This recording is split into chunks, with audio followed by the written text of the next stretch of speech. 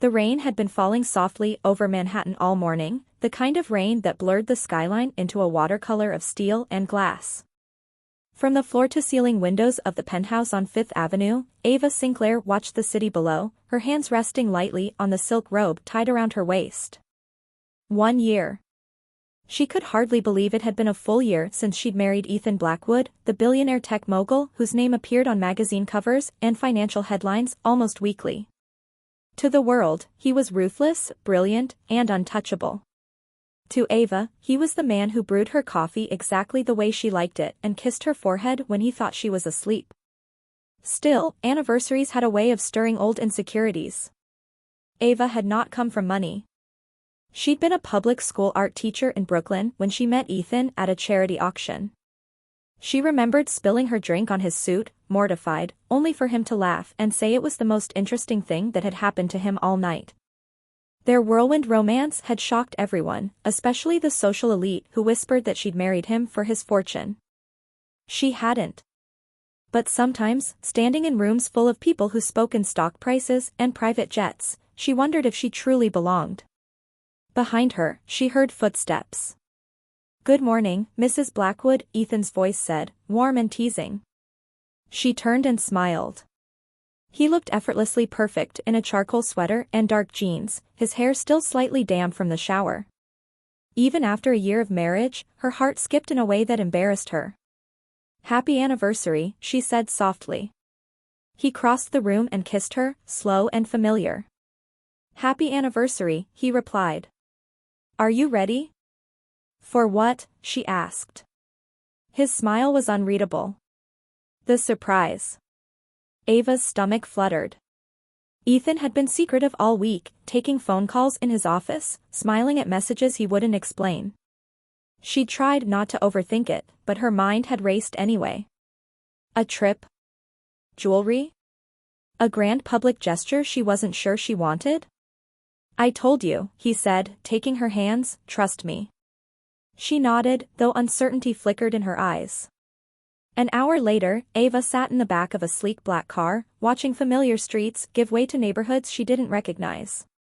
When the car finally stopped, she looked out the window and froze. They were in front of a modest brick building, old but well-kept. A small sign near the door read, "Brooklyn Arts Collective." Her breath caught. "Ethan, why are we here?" He stepped out first, then opened her door, offering his hand. "Come with me." Inside, the building buzzed with energy.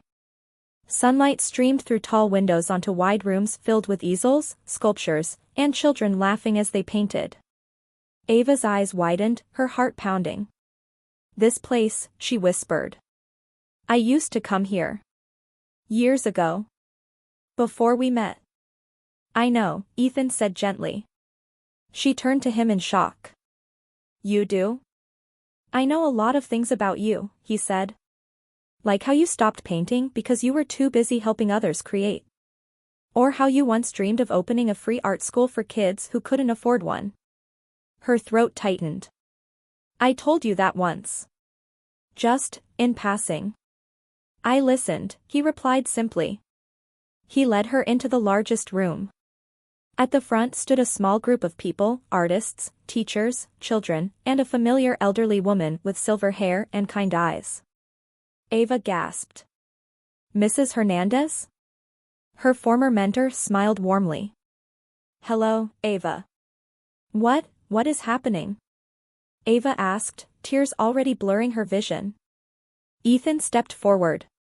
This building was scheduled to be sold and turned into luxury condos. Quietly. Within months, this place, and everything it meant, would have disappeared.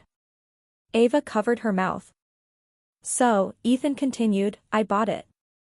And I didn't just buy the building." Lights flicked on behind him, revealing a large plaque on the wall. The Ava Sinclair Center for Art and Education. For a moment, Ava whispered, "I can't breathe." Ethan took her hands. "This center is fully funded. Forever. Free classes. Fair salaries for teachers. Scholarships. Community programs. And, he paused, his voice thickening, if you want it, it's yours to lead. Tears spilled freely down Ava's cheeks. You didn't just give me a gift, she said, voice trembling. You gave me back a part of myself I thought I'd lost. He brushed her tears away. You gave up your dreams so easily for others. I wanted to give them back to you, without asking you to sacrifice anything. Around them, the room grew quiet. Children watched curiously. Teachers smiled knowingly. Mrs. Hernandez wiped her eyes. But that's not all, Ethan said. Ava laughed through her tears. There's more? He reached into his pocket and pulled out a small velvet box. Her heart skipped, again. I know, he said quickly, smiling, we already did the rings. But this one means something different. He opened the box. Inside was a delicate band, engraved on the inside. For every version of you. This isn't about wealth, he said. Or status. It's a promise. That no matter who you become, or where life takes us, I will always see you. Not as my wife the billionaire married, but as the woman who inspires me. Ava pressed her forehead to his chest, sobbing openly now. I was so afraid, she admitted. Afraid I'd disappear into your world. Afraid I wasn't enough. He held her tightly. You are my world.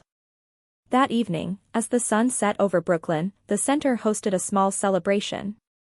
Children painted murals, laughter filled the halls, and Ava stood watching it all unfold, her hand never leaving Ethan's.